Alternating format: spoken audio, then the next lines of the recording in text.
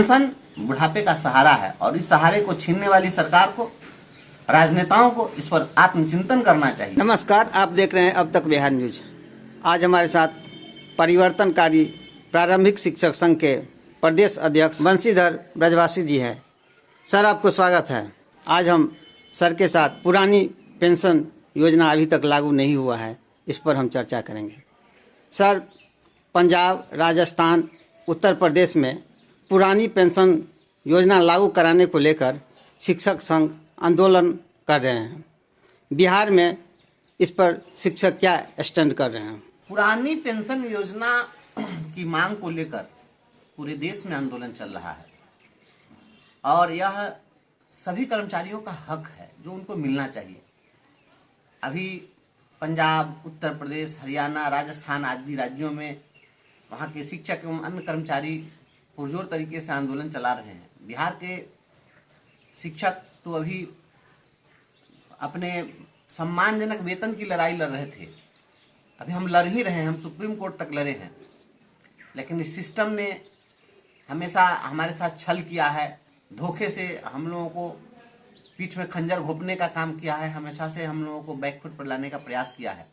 इसके बावजूद हम लोग धीरे धीरे प्रगति कर रहे हैं और बिहार के शिक्षक भी इस पुरानी पेंशन योजना की बहाली की मांग में शामिल हैं। इस आंदोलन में बिहार के शिक्षकों का समर्थन है और समर्थन ही नहीं बल्कि हम पूरे बिहार के शिक्षकों से आह्वान करते हैं, अपील करते हैं कि केवल शिक्षक ही नहीं, 2004 के बाद, जनवरी 2004 में जब ओपीएस बंद हुआ है, उसके बाद जितने भी कर्मचारी बहाल हुए हैं, चाहे वो संविदा पर बहाल हो, नियमित रूप से बहाल हो, पदाधिकारी बहाल हो, कर्मचारी बहाल हो, उन सभी लोगों को पेंशन की मांग को लेकर सड़क पर उतरने की आवश्यकता है। और अब जो आंदोलन होगा बिहार के अंदर में, पूरे देश के अंदर में, यह बहुत पुरजोर आंदोलन होने वाला है और सभी कर्मचारी सड़क पर उतरेंगे। यह सवाल है कि जो पेंशन योजना है, इसको सरकार, जिस अटल बिहारी वाजपेयी ने जनवरी 2004 से कर्मचारियों का पेंशन खत्म कर दिया, जब वही अटल बिहारी वाजपेयी जब पार्किंसन से पीड़ित थे, अंत में उनकी स्मृति समाप्त हो गई थी, तो उनके जीने का सहारा प्रधानमंत्री को मिलने वाला पेंशन ही था। जिस पेंशन को वो निगल गए, वही पेंशन उनका सहारा बना था। इसलिए बाद के जो उत्तरवर्ती राजनेता, प्रधानमंत्री, मुख्यमंत्री जो भी हैं, उन सभी लोगों को इस बात को हमेशा याद रखना चाहिए कि जिसने पेंशन समाप्त किया, उनका सहारा पेंशन बना। तो उन लोगों का क्या होता होगा, क्या बीतता है उनके साथ जिनको पेंशन नहीं मिल रहा है। हमारे बहुत सारे शिक्षक जो फिजिकल टीचर के रूप में थे, वे लोग, बहुत लोग सेवानिवृत्त हुए हैं और हर महीने हो रहे हैं और इन लोगों को कोई पेंशन नहीं मिल रहा। ये खाली हाथ अपने घरों को रो रो कर लौट रहे हैं। और ये जो पेंशन योजना है, जरा सोचिए कि यह इस देश में समता का अधिकार दिया गया है। ये कौन सा समता का कानून चल रहा है कि यहाँ के राजनेताओं को 5-5 पेंशन मिलता है?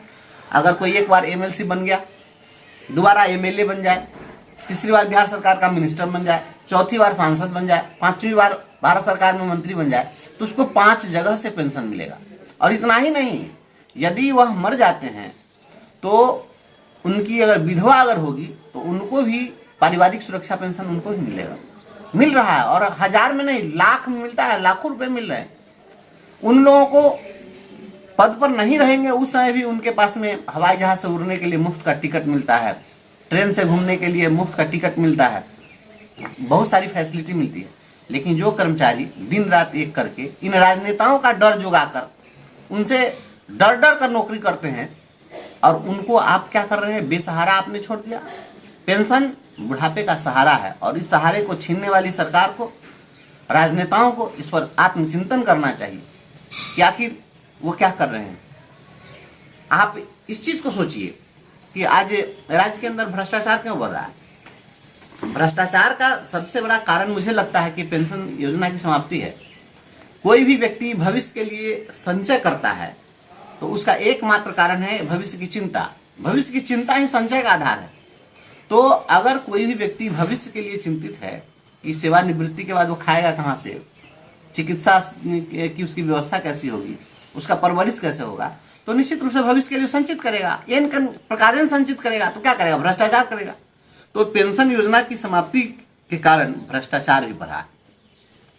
पेंशन योजना की समाप्ति के कारण तनाव बढ़ा है। अब इन किन प्रकार धन संचय करने के होड़ में निश्चित रूप से व्यक्ति जो है मानसिक रूप से परेशान रहेगा, और जब मानसिक रूप से परेशान रहेगा तो जो जिसका मेंटल सही ढंग से काम नहीं कर रहा है, अपने काम के प्रति समर्पित नहीं है, तो क्या होगा, उससे कार्य क्षमता प्रभावित हो रही है।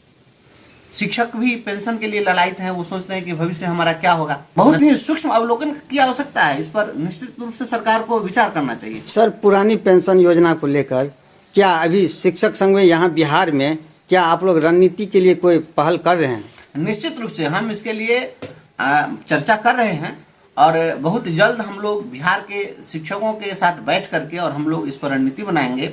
और जो लड़ाई चल रही है पूरे देश के अंदर में, हम लोग निश्चित रूप से उस लड़ाई में अग्रिम पंक्ति में हम लोग खड़ा रह करके और इस लड़ाई को और निश्चित रूप से जीतने का काम करेंगे। हम सरकार को हम लोग पराजित करेंगे। और हम ये कहना चाहते हैं कि ये पेंशन केवल कर्मचारियों की बात नहीं, जरा सोचिए, यह वेलफेयर स्टेट है। कोई भी जो विकसित देश होगा वह अपने नागरिकों के हितों की रक्षा के लिए ही सरकार है, वहाँ की व्यवस्था है, सिस्टम है। तो जो व्यक्ति अपनी जवानी में जब वह सक्षम होता है तो अपनी पूरी क्षमता का उपयोग, अपना सारा कंट्रीब्यूशन वह राष्ट्र के विकास में वह अपना सर्वस्व देता है। और राष्ट्र के विकास में जिसने अपना सब कुछ लुटाया हो, बुढ़ापे में उसका कोई सहारा नहीं बने। इसलिए मैं तो कहता हूं कि जितने भी सीनियर सिटीजन हैं, जब कोई व्यक्ति ओल्ड एज में आ जाता है तो उन सभी को राष्ट्रीय धरोहर घोषित करना चाहिए सरकार को।